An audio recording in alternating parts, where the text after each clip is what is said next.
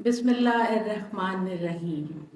मैं आज गवर्नर साहब को इस्लामाबाद चैम्बर में खुश आमदीद कहती हूँ और उसके साथ साथ जितने मेरे मुअज़्ज़ज़ भाई बुज़ुर्ग यहाँ बुज़ुर्ग नहीं भाई छोटे भाई बैठे हुए हैं और वो ख़वातीन भी।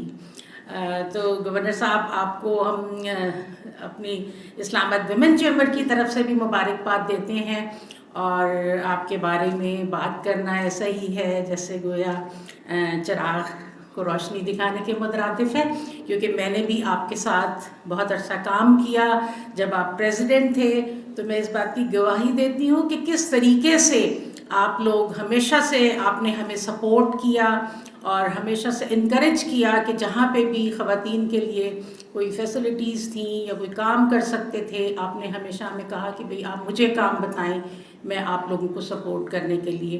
तो इस तरह के लीडर्स जो बग़ैर किसी ग्रुप को देखते हुए जब वो किसी सीट पे बैठें, तो मैं समझती हूँ कि जब आप सीट पे बैठते हैं तो आपके कंधों पे भारी जिम्मेदारी आ जाती है। इस बात को देखिए बग़ैर के कौन किस, बिकॉज़ आप एक पाकिस्तानी की हैसियत से उस सीट पे बैठे हुए हैं।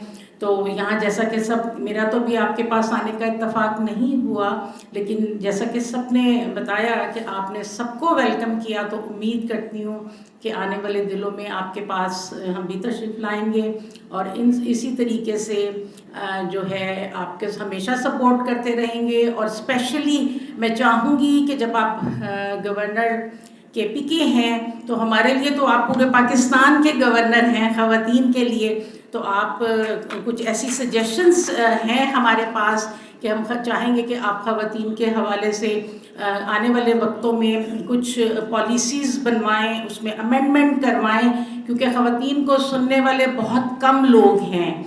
वो सिर्फ उनसे वादे तो कर लेते हैं लेकिन वो पूरे नहीं होते।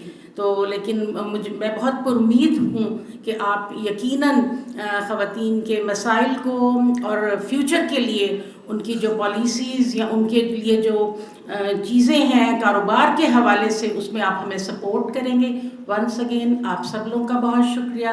एजाज़ अब्बासी साहब, आपका शुक्रिया कि आपने मुझे भी मौका दिया कि मैं गवर्नर साहब को वेलकम करूं और उनको शुक्रिया।